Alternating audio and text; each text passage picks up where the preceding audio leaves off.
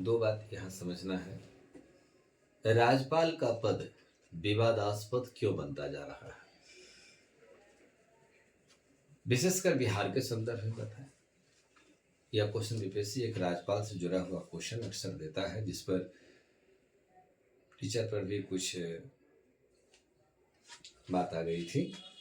Question था कि राज्यपाल का पद विवादास्पद क्यों बनता जा रहा है।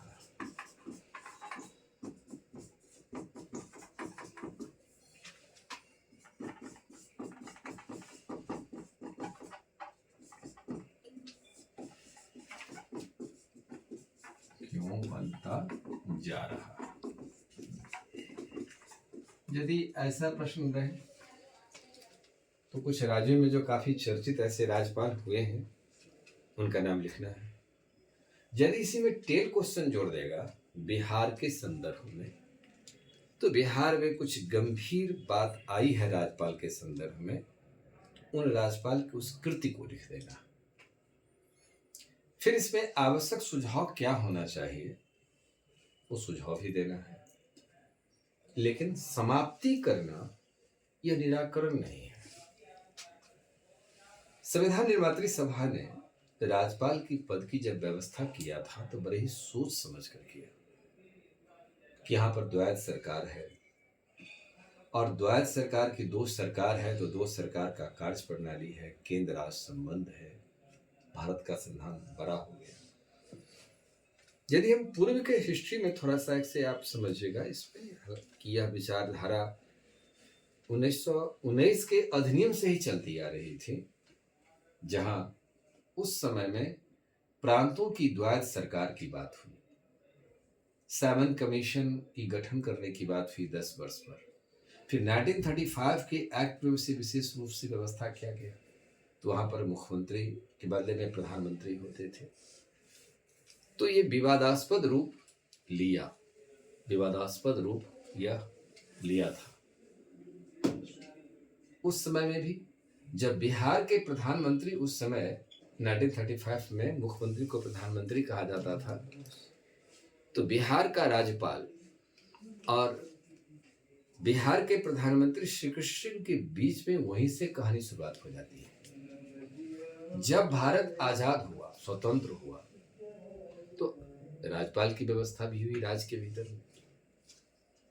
तो यह अब 1952 से 2025 तक की हिस्ट्री में देखिए कि आप संवैधानिक क्वेश्चन पूछा जाएगा तो इतना तो हिस्ट्री आपको समझा रहा था कि ये राज्यपाल का पद ये विवादास्पद क्यों बन रहा है, वजह क्या। तो राज्यपाल का पद विवादास्पद जिन व्यवस्थाओं से बन रहा है, पहले तो व्यवस्था को लिखना है। आखिर क्या हमारी देश की व्यवस्था चक्र में आ गया है जो ये त्रुटि युक्त माना जा रहा है। पहला बात है कि इनकी जो नियुक्ति होती है, यह नियुक्ति की प्रक्रिया गलत है, यानी कि संविधान गलत है। नियुक्ति तो सीधा राष्ट्रपति करते हैं, जो केंद्र सरकार के गृह मंत्रालय और प्रधानमंत्री मंत्रिपरिषद के परामर्श करते हैं, लेकिन गृह मंत्री की विशेष भूमिका होती है। आप किस व्यक्ति को नियुक्ति करते हैं? जो आपके राजनीतिक दल का जीवन भर सदस्य होता है, आजीवन सदस्य होता है। ऐसे दल के सदस्यों को जब संगठन में कोई कंट्रीब्यूशन का बात नहीं होती है, अवस्था ज्यादा हो गया, या अब चुनाव नहीं लड़ पा रहे हैं, जिंदगी भर पॉलिटिकल पार्टी की सेवा दिया है, अब वो पार्टी केंद्र में सत्तारूढ़ हो गया, तो ऐसे राजनीतिक व्यक्ति को आपने नियुक्ति कर दिया। नंबर 1 आधार, यह नियुक्ति गलत है। अब केंद्राभिमुख होकर के आप निर्णय लेते हैं कि केंद्र सरकार जो कहती है, राज्यपाल को राज्य में कार्य करना पड़ रहा है, तो राज्यपाल कार्य कर रहा है। अब वो कार्य संवैधानिक है, संवैधानिक नहीं है, यह काम कर रहा है। अब केंद्र सरकार क्यों इनको बाध्य कर रहा है? क्योंकि राज्यपाल के पास एक शक्ति है जिसका नाम है स्वविवेकाधिकार। स्वविवेकाधिकार जो है, यह विवेकाधिकार इतना अधिक मात्रा में राज्यपाल को प्राप्त है कि इतना अधिकार राष्ट्रपति को प्राप्त नहीं है। इसी अधिकार के कारण राज्यपाल का पद विवादास्पद हो जाता है। तो दूसरा आ गया स्वविवेकाधिकार। केंद्र जैसा कहता विवेक के सांचे में ढाल लो और वह रिपोर्ट केंद्र सरकार को भेज दो, और केंद्र सरकार जो भेजेगी तो राज्य में राष्ट्र शासन लागू होगा। इसलिए यहां इस स्वेकाधिकार में इस्तेमाल करने वाली दो बात आई। एक बात आया कि एक्ट 356 का आपने अधिक मात्रा में इस्तेमाल कर दिया कि भारत का कोई राज्य नहीं है जिस राज्य में इस प्रकार का राष्ट्रपति शासन लागू नहीं हुआ हो। बहुमत की सरकार है, आप उस सरकार को बर्खास्त कर देते हो। तो जनता की दी गई जनादेश को, यदि बहुमत की सरकार है तो ये भी लोकतांत्रिक व्यवस्था है, इसको बर्खास्त किससे किया जा रहा है? यह सवाल खड़ा है। दूसरा बात आ जाता है कि आप त्रिशंकु यदि लोकसभा विधानसभा उभर करके आती है, यानी 3 बड़ा दल, एक दल यहां, एक दल इतना बड़ा, एक दल इतना बड़ा, ये त्रिशंकु विधानसभा उभर कर आया, जैसे ए बी सी, दो दल जब तक आपस में नहीं मिलेगा सरकार नहीं बनेगा, चाहे ए बी से मिल जाए या बी सी से मिल जाए या सी ए से मिल जाए, जब तक वो नहीं मिलेगा तब तक सरकार नहीं बनेगा। इस स्थिति में स्वेकाधिकार का इस्तेमाल कर लेते हैं।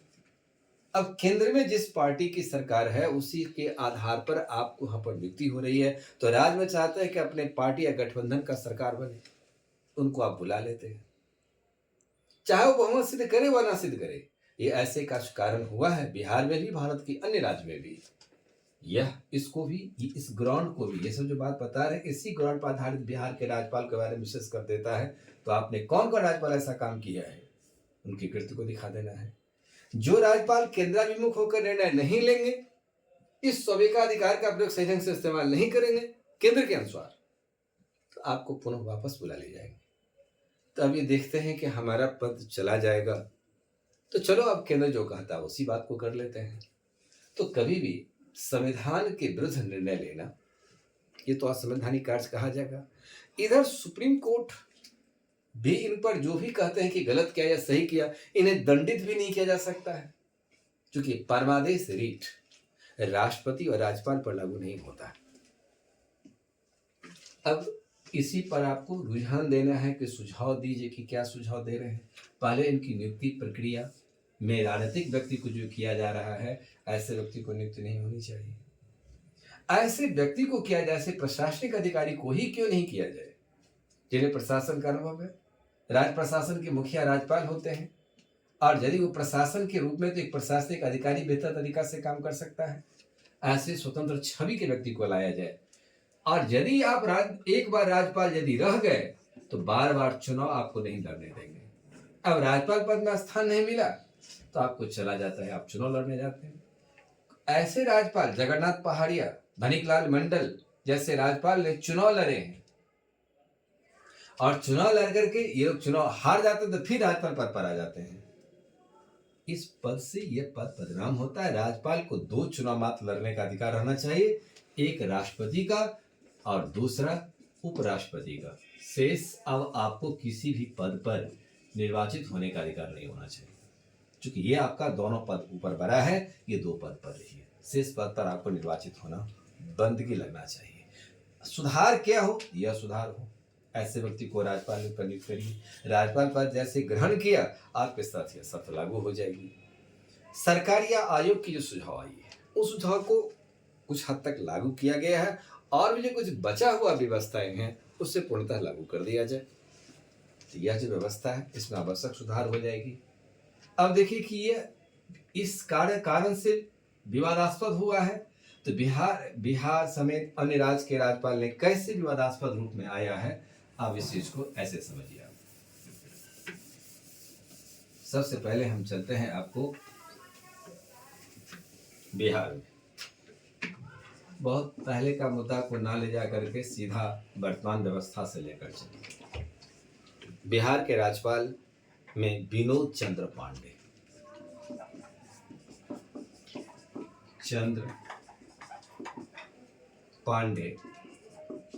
ये पांडे साहब 2000 की बात है।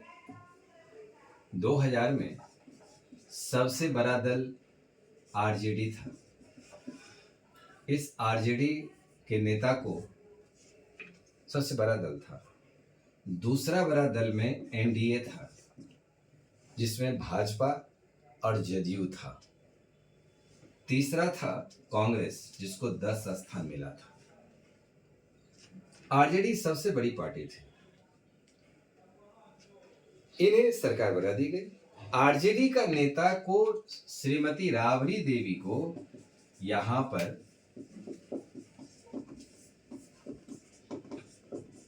सरकार बनाने का न्योता नहीं मिला और एनडीए के नेता श्री नीतीश कुमार जी को यहां पर विनोद चंद्र पांडे ने राज्यपाल पद पर नियुक्ति कर दिया। इनके पास बहुमत नहीं था। इस बीच में आरजेडी क्या करती है, कांग्रेस से हाथ मिला लेती है। इनके पास बहुमत नहीं रहा। 7 दिन के भीतर जब ये बहुमत सिद्ध करने की बात हुई तो सिद्ध नहीं कर पाए।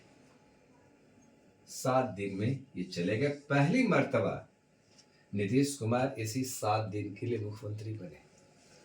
अब तक ये 9 बार शपथ ले चुके हैं। इस बार 2024 में 10वीं बार की तैयारी होगी। तो यहां आपने किया, आप जानते थे कि बड़ा दल आरजेडी है, विनोद चंद्र पांडे ने गलती की है। संविधान जो कहता है विवेकीय अधिकार उसका इस्तेमाल करिए, लेकिन केंद्र में वाजपेयी की सरकार थी। आप वाजपेयी जी की इशारा हुआ या क्या हुआ ये तो बात की बात है, लेकिन केंद्रामुख निर्णय तो हुआ आपका। यह विनोद चंद्र पांडे पहली दफा इस प्रकार से चर्चा में आ गए। दूसरा, बिहार के बारे में आ जाए तो बिहार का एक राज्यपाल विनोद चंद्र पांडे हो गया। एक हुआ रमा जोइस साहब। रमा जोइस साहब क्या करते हैं, रिपब्लिक डे के भाषण में मुख्यमंत्री सचिवालय से ही जाता है राज्यपाल के पास और उन्होंने कहा कि राज्यपाल ने कहा कि ये आपने दिया नहीं, हमें भाषण नहीं दिया, इसलिए हमने नहीं बोला और जो उचित राज्य के मुखिया होने के नाते लगा मैंने बोल दिया। अब इसका भी विरोध हुआ, इसका विरोध हुआ। हालांकि रमा जोइस साहब क्या कहां तक सही हैं, मुख्यमंत्री कहां तक सही हैं, ये क्लियर पता नहीं है। मुख्यमंत्री जब किसी विषय पर निर्णय लेते हैं, मंत्रिपरिषद निर्णय लेते हैं, तो यह संविधान कहती है कि राज्यपाल के पास सूचना दीजिए। लेकिन बहुत सारे राज्य के राज्यपाल ऐसे हुए जो उन्हें सूचना भी नहीं देते। ये तो एक संवैधानिक कार्य तो नहीं माना जाएगा ना, आप सूचना तो देना है तो देना है। तीसरा देखिए, सबसे बड़ा चर्चित मुद्दा है, यहां आप देख लिया, यहां आपका नीतीश कुमार बहुमत सिद्ध नहीं कर पाए, आरजेडी यहां पर फिर सरकार बनाया, बहुमत सिद्ध कराया और 2005 तक शासन किया। यहां पर आप राष्ट्रपति बड़े विवेक से निर्णय लेते हैं। मैं राज्यपाल विनोद चंद्र पांडे ने यह निर्णय इस रूप में लिया, हमें लगा कि नीतीश कुमार यहाँ का मुख्यमंत्री बनकर बहुमत सिद्ध कर सकता है, हमें लगा। ऐसा क्यों लगा? संविधान के हिसाब से आपको देना चाहिए। जनता ने जनादेश दिया है, जनादेश का पाला हक किसके पास में जाता है, उसकी सरकार आपको बनाना चाहिए था। इस संवैधानिक अंश का हिस्सा नहीं हुआ, ये कहीं न कहीं केंद्राभिमुख होकर निर्णय लिया। तो केंद्राभिमुख होकर क्यों निर्णय लिया? तो विनोद चंद्र पांडे को बात देखिए कि विनोद चंद्र पांडे जहां से नियुक्ति होकर आए और कहीं न कहीं किस पार्टी से रिलेटेड है, तो यह पार्टी आप राजनीतिक विरासत के रूप में आप रख रहे हैं। ये राजनीतिकरण हुआ, संवैधानिक निर्णय नहीं हुआ। तीसरा, राज्यपाल बिहार में एक ऐसे होते हैं जो जिनका नाम है, जो चर्चित राज्य के चर्चित यहाँ बिहार के राज्यपाल के रूप में ये हुए हैं, वह है आपका ये बूटा सिंह। बूटा सिंह जैसे राज्यपाल ऐसे हुए हैं जो पूरे भारतवर्ष के इतिहास में सदैव याद रखे जाएंगे। कारण नाम 2 रूप में होता है, या तो बहुत बड़े संवैधानिक कार्य का दायित्व किया आपने तो आपका नाम होगा, या दूसरा असंवैधानिक काम करते हैं तो उसका भी नाम बहुत दूर से फैलता है। लेकिन सकारात्मक सोच के साथ संवैधानिक सोच ही आती है। बूटा सिंह ने क्या किया,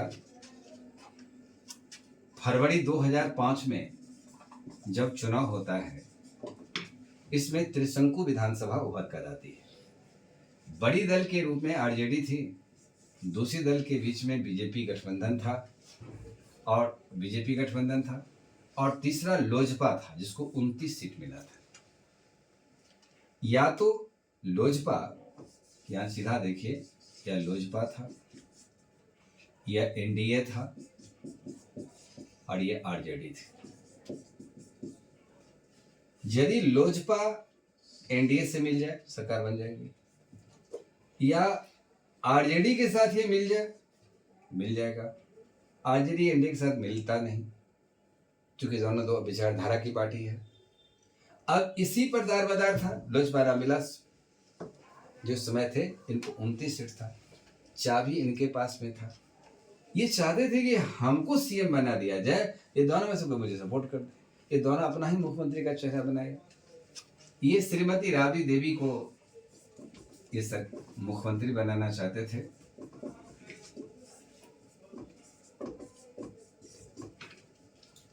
और एनडीए जो था वह अपना नेता श्री नीतीश कुमार जी को ये अपना चेहरा बनाए। लोजपा जो था, यहाँ रामविलास जी, रामविलास पासवान, ये लोजपा, ये त्रिशंकु विधानसभा थी। नीतीश कुमार जी क्या करते हैं, इस लोजपा के सारे विधायक को ट्रैप करके ये बहुमत जुगाड़ करने का काम करते हैं।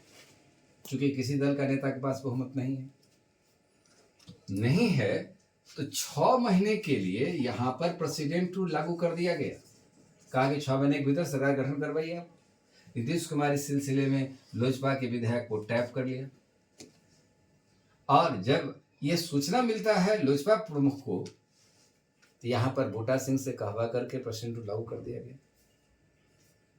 प्रेसिडेंट लागू कर दिया गया तो ये जब दावा करने गए तब तक प्रेसिडेंट लागू हो चुका था, विधानसभा भंग हो चुकी थी। केंद्रीय कैबिनेट के निर्णय के आधार पर राष्ट्रपति कलाम साहब थे, कलाम साहब यहाँ पर राष्ट्रीय शासन घोषणा कर चुके थे, जो उनको पूरा जानकारी दिया नहीं गया था कि वास्तविकता का आलम क्या है। लेकिन यहाँ पर सरकार अब क्या करे, तो यहाँ पर नीतीश कुमार ने फिर से राष्ट्रपति के पास में, यानी राष्ट्रपति समय डॉक्टर कलाम साहब थे, कलाम साहब के पास परेड कराई। परेड में बहुमत देखा गया। सुप्रीम कोर्ट में भी एक हलफनामा दायर की गई। 11 सदस्यीय यानी 11 सदस्य न्यायमूर्ति की पीठ बनाई गई। इसमें 6-5 की बहुमत से निर्णय दिया कि बूटा सिंह गलत काम किया है। तब तक बीच में बिहार में चुनाव का सूचना राष्ट्रपति ने जारी कर चुका था। प्रथम चुनाव जो हो रही थी, उस चुनाव में अब प्रचार अभियान ही बंद हो चुका था। इलेक्शन कमीशन ने सलाह दिया, अब 2 संवैधानिक संस्था की टकराहट में अब जो चुनाव जो फैसला लिया गया है, चुनाव होने जा रहा है, चुनाव होने दिया जाए। नवंबर 2005 में फिर दोबारा चुनाव हो गए। यानी इस वर्ष 2 चुनाव बिहार में हुआ। एक हुआ फरवरी 2005 में, यहाँ पर ये फरवरी 2005 की कहानी थी। नवंबर 2005 में एनडीए गठबंधन के नेता श्री नीतीश कुमार जी को मुख्यमंत्री बनने का मौका मिल गया और वो बन गया। ये सब थोड़ी सी हास्य में आ गए। रामविलास पासवान को यहाँ शिकस्त का सामना करना पड़ा। तो इस प्रकार से नवंबर 2005 दोबारा चुनाव थोपा गया। बिहार जैसे गरीब राज्य पर एक राज्यपाल की कृति ऐसी रही जो जनता पर दोबारा चुनाव थोपा आपने, ये संवैधानिक कृत्य का निर्वहन नहीं था। सुप्रीम कोर्ट ने भी कहा कि बूटा सिंह के स्वेच्छाधिकार में नैतिकता की अभाव देखी गई है, इसलिए उन्हें पद से नैतिकता बस छोड़ देना चाहिए। मुख्यमंत्री नीतीश कुमार जी जब शपथ लिए, शपथ लेने के बाद तब इन्हें यहाँ से बिहार के राज्यपाल पद को छोड़ना पड़ा। तो ये बूटा सिंह का कृत्य है कि एक जनता की जनादेश को भी आपने सम्मान नहीं किया। जब विरोध हुआ कि लोकतंत्र की आपने हत्या कर दिया है, फिर उनकी संवेदना जाहिर नहीं हुआ कि मैंने जो काम किया, चाहे राज्यपाल के हैसियत से काम किया और केंद्र के पक्ष में आकर के निर्णय ले लिया, ये राज्यपाल पक्षपाती हुआ। ये पक्षपात नहीं होना चाहिए। संविधान जो कहता है, संविधान के हिसाब से होना चाहिए। अब इसी बात का काउंटर के लिए मैं आपको चलता हूँ तमिलनाडु। तमिलनाडु में क्या है कि राज्यपाल किस बात से डरते हैं, जो केंद्र से निर्णय लेकर के काम कर रहे हैं, इस चीज को देखा जाए कि तमिलनाडु में दूसरा राज्य था तमिलनाडु में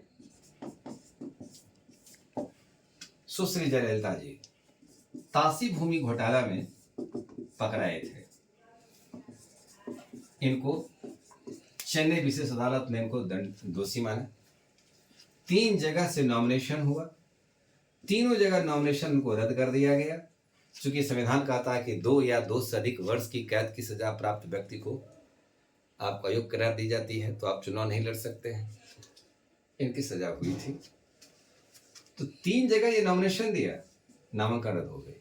नामांकन रद्द हो गए, संयोग बस सुश्री जयललिता की पार्टी ही बहुमत में आ गई। अब कहता है विधानसभा के बहुमत दल का नेता जो चुना जाएगा मुख्यमंत्री होगा, ये संविधान कहती है। आर्टिकल 164 यही कहता है। इधर जयललिता जी चुनाव नहीं लड़ सकती हैं, इलेक्शन कमीशन रद्द कर दिया है। तो क्या होता है कि इन्हें मुख्यमंत्री पद पर शपथ दिला तो दी जाती है। सुश्री फातिमा बीवी इस समय उत्तर प्रदेश का राज्यपाल थी। वहीं फातिमा बीवी है जो सुप्रीम कोर्ट का भारत का सबसे पहला महिला न्यायाधीश बने। फातिमा बीवी ने देखा कि संविधान कहता है 164 विधानसभा का बहुमत दल का नेता मुख्यमंत्री होगा, तो हमें तो बनता है कि मुख्यमंत्री की नियुक्ति कर दें। केंद्र में एनडीए की सरकार थी, वह सरकार कह रही है कि फातिमा यदि जयललिता को तूने मुख्यमंत्री बना दिया तो तुम्हें कम बैक टू पेविलियन होना पड़ेगा। फातिमा बीवी ने सोचा कि नहीं, मैं सुप्रीम कोर्ट का न्यायाधीश भी रह चुका हूं, मैं संविधान की वादास्पद स्थिति पर नहीं ले जाऊंगा, ये मुख्यमंत्री पद पर शपथ दिला दे सुश्री जयललिता को। फातिमा बीवी को एक दिन के बाद वापस बुला लिया गया, केंद्र वापस बुला लिया। यदि आप निर्विवाद रूप से रहना चाहते हैं कि जो भी होगा वो संविधान होगा, तो फिर डरने की बात क्या, अपने इतिहास ऐसे भी दर्ज होना चाहिए। ये बूटा सिंह की तरह निर्णय नहीं लिया, ये विनोद चंद्र पांडे की तरह निर्णय नहीं लिया, ये पक्षपात नहीं हुए, ये निर्णय इनका उचित था। तो इस प्रकार से सुश्री जयललिता जी फिर क्या होता है, सुप्रीम कोर्ट ने फिर उनको दोषी करार देता है, मुख्यमंत्री पद से हटा पड़ा, तो फिर अपने वित्त मंत्री को मुख्यमंत्री बना देते थे। फिर जब उन्हें बरी करता जमानत पर होता थे, मुख्यमंत्री बन जाते थे। तो इस प्रकार से यह जयललिता जी का रहा। तो सुप्रीम कोर्ट ने इसी मामला में जजमेंट दिया है कि जो कुछ भी हुआ संविधान के हिसाब से हुआ। संविधान ने आपको बना दिया मुख्यमंत्री, संविधान ने आपको मुख्यमंत्री पद से हटाया भी, इससे साबित होता है कि भारत में संविधान श्रेष्ठ है। सुप्रीम कोर्ट यहाँ सकारात्मक पक्ष के साथ बात का जिक्र किया। अब चलिए बिहार के पड़ोसी राज्य उत्तर प्रदेश। उत्तर प्रदेश के राज्यपाल क्या किया। उत्तर प्रदेश के एक राज्यपाल थे जिसका नाम था रमेश भंडारी, और रमेश भंडारी ने भी ऐसा ही काम किया है जो आज तक हिंदुस्तान के यानी भारत के कोई भी राज्यपाल ने काम नहीं किया। यही संवैधानिक बात है कि एक राज्य में एक मुख्यमंत्री होते हैं, लेकिन रमेश भंडारी जैसे राज्यपाल के समय ने ऐसा कुछ समय बनाया, माहौल बना, राजनीतिक माहौल बना, जहां 2 मुख्यमंत्री कार्य करने लगा था। यह 1996 की घटना है। भाजपा, हालांकि वहां पर बहुत नाटकीय तरीका से यह सरकार बनी थी। 6-6 महीना के लिए बसपा और बीजेपी में तय हुआ था रणनीति कि 6-6 महीना के लिए चुनाव कराया जाए, नहीं तो यदि जनता के जनादेश के आधार पर जो सरकार बनी वो त्रिशंकु है, तो 6-6 महीने के लिए मायावती कहे कि हम बन जाते हैं और 6 महीने के लिए बीजेपी कल्याण सिंह बन जाए। लेकिन जब मायावती का दौर खत्म हुआ तब आ गया कल्याण सिंह जी का। तो कल्याण सिंह ने कहा कि नहीं, अब मैं तो जैसा हूँ वैसे ही रहूँगा। 12 सीट मात्र बहुमत से दूर थे भाजपा। बसपा के 12 सदस्य को तोड़ करके वो 5 वर्ष सरकार काज चलाई। तो कभी यहाँ पर आंतरिक बात थी, एक प्रतिशोध की भावना यहाँ पर कैसे आया, तो यही कहानी यहाँ से शुरुआत होती है। तो उत्तर प्रदेश में क्या हुआ, कल्याण सिंह जी, श्री कल्याण सिंह यहाँ के मुख्यमंत्री थे बने। सदन चल रही थी, हरिलाल जी यहाँ के विधानसभा अध्यक्ष हुआ करते थे। इसमें क्या हुआ, बसपा, बीएसपी, समाजवादी पार्टी, बहुजन समाज और एक कांग्रेस, ये तीनों दल मिल करके जगदम्बिका पाल, जो उस समय कांग्रेस के प्रेसिडेंट प्रदेश उत्तर प्रदेश के हुआ करते थे, जगदम्बिका पाल को मुख्यमंत्री बना दिया। आज ये जगदम्बिका पाल जी बीजेपी के सांसद हैं, लगातार 2014 से निर्वाचित हो रहे हैं उत्तर प्रदेश से। जगदम्बिका पाल को मुख्यमंत्री पद पर उन्होंने क्या किया, नियुक्ति कर दिया। बिना कल्याण सिंह से त्यागपत्र लिए बगैर जगदम्बिका पाल को नियुक्ति किया। सदन चल रही थी, सदन जब चल रही थी तो जगदम्बिका पाल आकर के हरिलाल जी विधानसभा अध्यक्ष को कहते हैं कि मैं उत्तर प्रदेश का मुख्यमंत्री अभी तुरंत ही शपथ लिया हूं। तो उनको बैठने की अलग से व्यवस्था किया गया, लेकिन कुछ देर के बाद अनिश्चित काल के लिए सदन को स्थगित कर दिया गया। स्थगित करने के बाद यह जब मामला राफ समझ में आई, प्रदर्शन हुआ कि आपने लोकतंत्र की गला को घोंटा है, और लोकतंत्र की गला को घोंटना इस संवैधानिक दायित्व के दायरे में नहीं आता है। इन्होंने ऐसा काम किया और फिर बाद में जगदम्बिका पाल को बर्खास्त किया गया। बर्खास्त करना भी सही था, क्योंकि कल्याण सिंह से त्यागपत्र लेने के बाद ही आप उनको नियुक्ति कर सकते थे। एक साथ दो मुख्यमंत्री प्रदेश का बनने वाला उत्तर प्रदेश का इतिहास को ऐसे बनाया जो राज्यपाल रमेश भंडारी के इस कृत्य को अच्छा नहीं माना जाएगा। विवादास्पद हो गया। कहने की नियुक्ति प्रक्रिया में आपकी गलतियां हैं। यदि इसी से अब सटा हुआ, अब एक झारखंड को देखा जाए कि झारखंड में भी यही बात आया था कि झारखंड के राज्यपाल क्या हुआ, सिब्ते रजी साहब थे। सिब्ते रजी, ये 2005 की घटना थी। सिब्ते रजी साहब को यहाँ पर बड़ी दल जो था वह एनडीए था, और एनडीए में अर्जुन मुंडा यहाँ के नेता हुआ करते थे, और शिबू सोरेन जिनके बदौलत झारखंड राज्य बना, इनको लगा कि हमें बनना चाहिए था। सोरेन साहब मुख्यमंत्री अपने को बनने की बात किए थे, शिबू सोरेन को बना दिया गया, लेकिन शिबू सोरेन बहुमत सिद्ध नहीं कर पाए। अर्जुन मुंडा क्या करते हैं, ये चले गए, अर्जुन मुंडा, ये मुंडा साहब राष्ट्रपति भवन में परेड किया। राष्ट्रपति के दबाव पर शिबू कहा कि आप बहुमत सिद्ध करवाइए, जबकि शिबू सोरेन को 22 निकलो दिया गया था।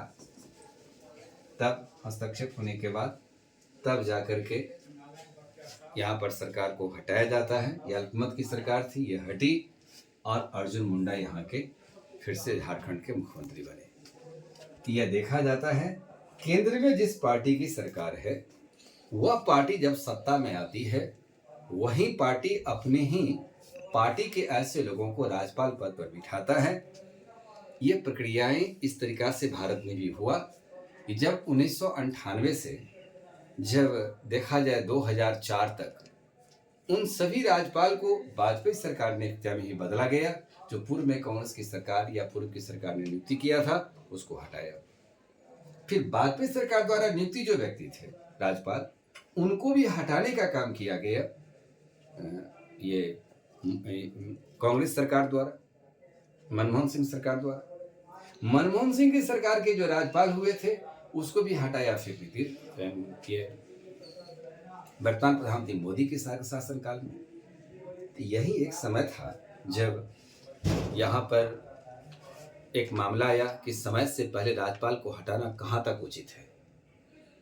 इस पर मदन लाल खुराना ने दिल्ली हाईकोर्ट में केस किया था। वो राजस्थान के राज्यपाल थे, और उनके स्थान पर पहली महिला राष्ट्रपति प्रतिभा देवी सिंह पाटिल जी गए थे। तो मदन लाल खुराना को लगा कि जब राज्यपाल की पूरी योग्यता और क्षमता हम में है, किस कारण से मुझे हटाया गया। वो दिल्ली उच्च न्यायालय में मामला लाया।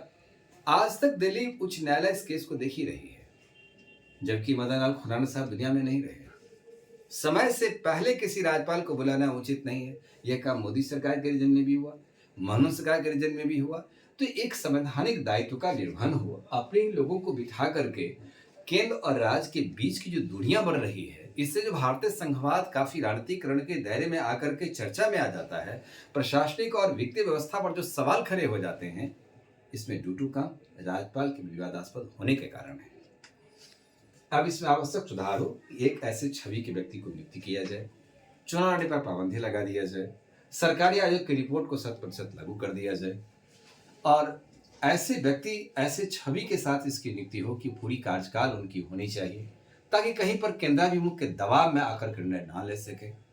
समय की मांग है, ऐसी व्यवस्था लाया जाए, और जब तक ये व्यवस्था कायम नहीं होती है, राज्यपाल का पद विवादास्पद रहेगा। लेकिन किसी पद के विवादास्पद में आ जाने से समाप्त कर देना यह उचित नहीं है। इसमें आवश्यक संशोधन हो। भारत का संविधान संशोधनशील संविधान है, इसलिए आवश्यक परिवर्तन किया जाए, ना कि समाप्त किया जाए। इससे राज्यपाल भारत में रहना चाहिए, जो केंद्र राज्य संबंध को मजबूत करता है। ये केंद्र राज्य के बीच सेतु का कार्य करता है और दो सरकार के बीच में दूरियां ना बढ़े, एक संबंध सौहार्द के वातावरण हो। यह व्यवस्था देश के लिए सही है, राज्यपाल पर रहना चाहिए।